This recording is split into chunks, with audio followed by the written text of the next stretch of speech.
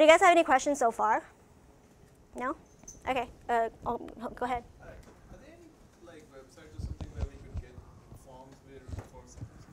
I actually do not recommend forms. Say something. Okay, so we're trying to archive all our events, quality video and audio for our YouTube channel for posterity.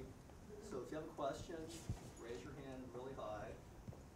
Don't start your question until the mic comes to you and articulate it clearly. In fact, if you want to go viral, stand up. You'll be on the camera.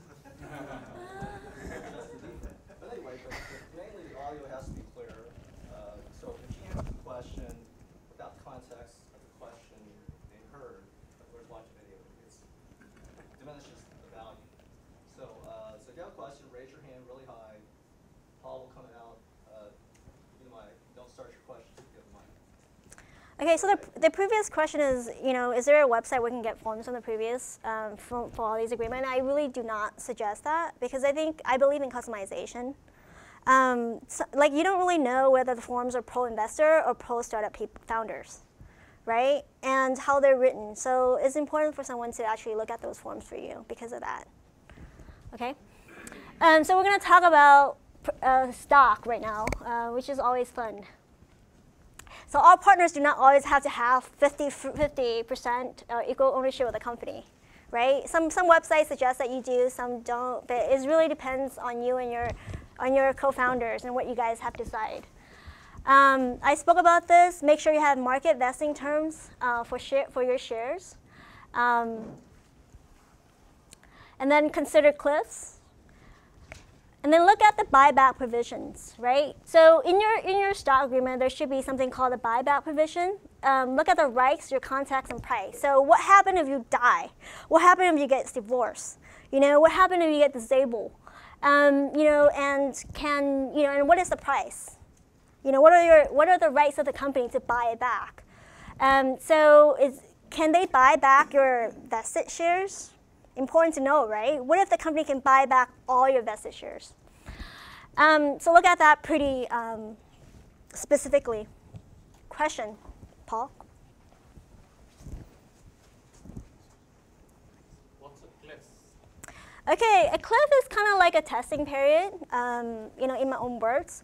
Basically, I'm going to talk about that later, but if you have 1 year cliff, if you leave within that 1 year, you have no stock. Okay. Wait, hold on. Following rules. How is divorce coming into the picture? Like if my partner is married and he divorces without me? In certain situations, depending on the lawyer, you might have rights to the shares, and so and the price and everything else, the context behind it might be different. So the divorce is actually, you should look at, your stock agreement and look at it should indicate divorce in there. Can you say in the agreement if you divorce your wife doesn't get anything? I mean that could be legal. It depends on your prenuptial. It depends on your prenuptial agreement with your wife, and also state law and all that. Stuff. What about if international? Yeah, it's like a complicated question, like depending on different factors, so I can't really answer that. And it's very specific. I'm just giving general information today. So, all right, look at the big picture, right? So when you're assigning percentage of the company, so look at your partners, your investors, and your option pool. Option pool is stock reserved for your employees, okay? So I gave you a big picture of a typical allotted percentage of shares within the company. So we have founders, investors, and option pool. You have one phase of investment, and you have multiple phases of investment. This is just a sample. It's not, you guys don't have to copy exactly the same thing, all right? It could be creative.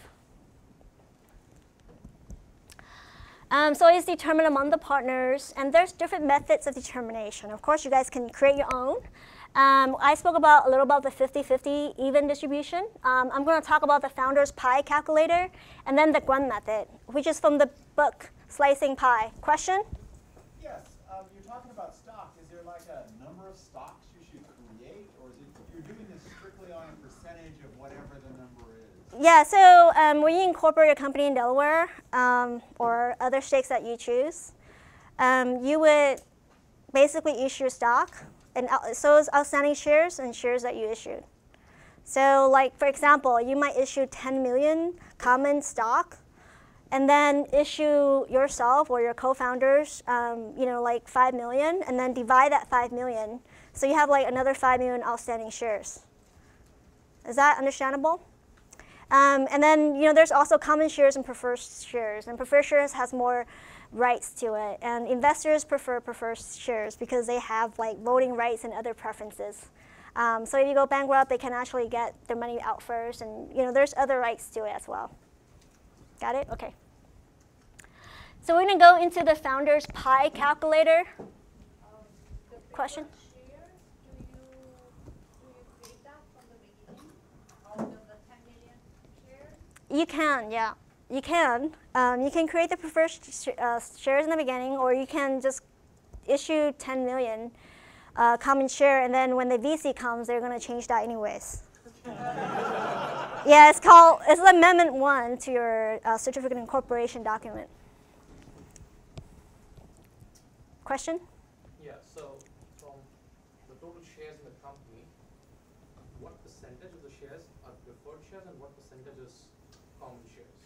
It's determined by, like, when you do your VC funding, they're going to tell you. I mean, it depends on really the investment. So, so you just really focus on the common shares first. And some founders actually grant themselves preferred shares, but it's a different type of agreement. Is it better to keep the pool for the employees for later, for when we actually have a term sheet, or should you have it assigned? Because that's eventually going to play into the dilution. Yeah, we're going to talk about that. I'm going to answer that question. Okay, so let's talk about the founder's pie calculator. It's developed by L. Frank Delmar. He's a professor. He used 5 factors, which is idea, business plan preparation, domain expertise, commitment and risk, and responsibility. So how does he use these? He put a weight for each. Which one, so how are they important to the founders? I mean, the co-founders and founders. He assigned a value to each partner on a scale of 0 to 10. And he take the weight of it and multiply it by the partner score. And then he obtained the percentage of equity. So we're going to go through an exercise, okay? This is really interesting. Okay, so as you can see, the idea, 7 points. So that's pretty high rating, right? Commitment and risk. Of course, you want to be committed because you're creating something. You want someone to be responsible, have a lot of responsibility, right? So from the chart, you can see that Angela has the idea. And she's also an expert, right?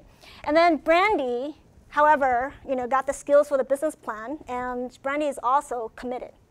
Okay, Cindy also has the expertise, and she's like okay on the other stuff. Dave, just an expert, right? So how do you calculate it? So you have your weight here. You multiplied, after you give weight for each co-founder or partner, you multiply by the weight, so you have that number. So you can see the total is 321, and then you put 100% there, and then do the calculation for the percentage of total. It's pretty easy, actually. Question? How do you determine the weight? I'm on your team. Have a team meeting. Oh, so the team sits down and decides Yeah. which one of those what the weight is. Yeah. Okay. Okay, and then after that, you would allocate equity, right? So this is an example of one phase of investment. So you can see from the pool that from the big picture, that the founder has 55%. Investors is allocated 30%. Option pool is 15%. Total is 100. And these are the equity for all the partners, according to that exercise, okay? So I want to ask you, how is this method flawed? Like, what is wrong with this? The investors will change the number, right? They will increase their number to be more than 55, or they will have more than 50. Well, it could be diluted, right? But what is wrong with this method of calculating which partner gets what percentage? Question?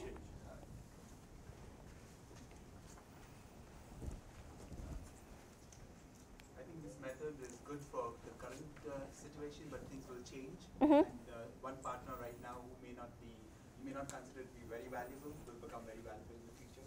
This doesn't take that into account. All right, correct. All right, you guys are so smart. I'm going to move on. I'm going to talk about the Grunt fund method. It's based on Mike Moyer's book, Slicing Pie, and that's UL for your calculator. He looks at these factors: time, cash, equipment and supply, facilities, IP, and commissions. And if you actually go to this calculator, you can just plug your numbers in, and you'll get the pie. So my next question is the same as the last one. How is this method flawed? How often do you recalculate? You put all these numbers on there, and then it'll tell you what the pie is on the calculator. So basically, if you invest, like 60 hours, and you put 30,000, and you use your own equipment, then your percentage will be higher.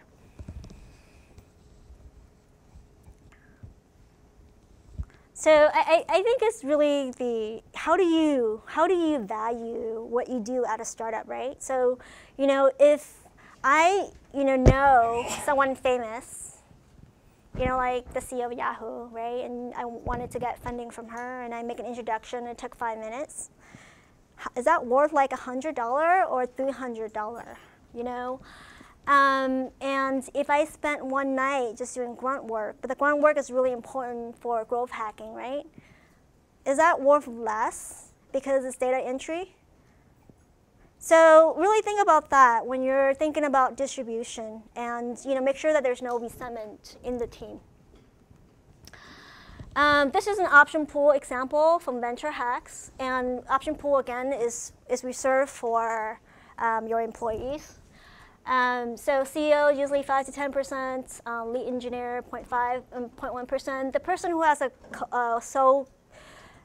a sole founder. This might be important to you. Okay, no questions? All right. Okay, and why is it significant? Because, why is it significant, guys? Why do we need them to be vesting?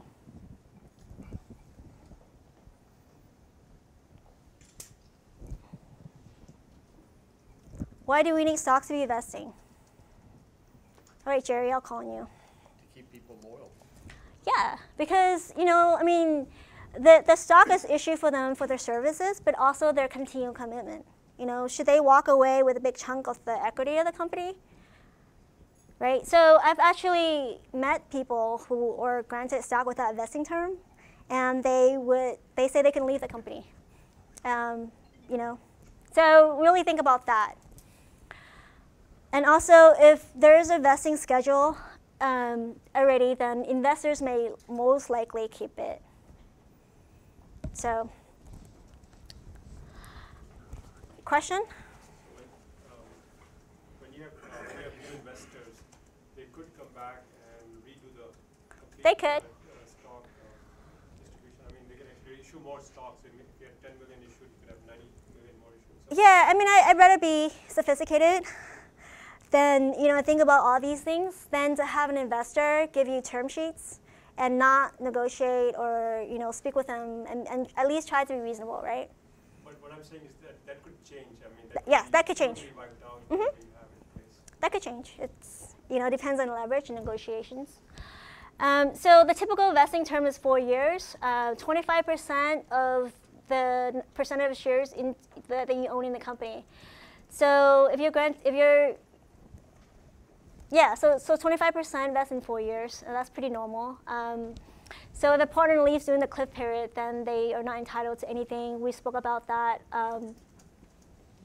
And I gave you some, or I basically, there's some other creative ways to do this. You can vest a portion of the stock up front. You can base it on performance vesting. So if you built an MVP within 9 months, then certain stock may vest. Or if you raise $5 million, then a certain percentage may vest. So those are other creative ways to do it. Think about right of first refusal. And then 83B election. So if you have vesting terms, do you want to be taxed on the grant date or the vesting date, right? So which one is cheaper for you to pay? So you have to file that within a certain deadline. So check with your tax counsel regarding that.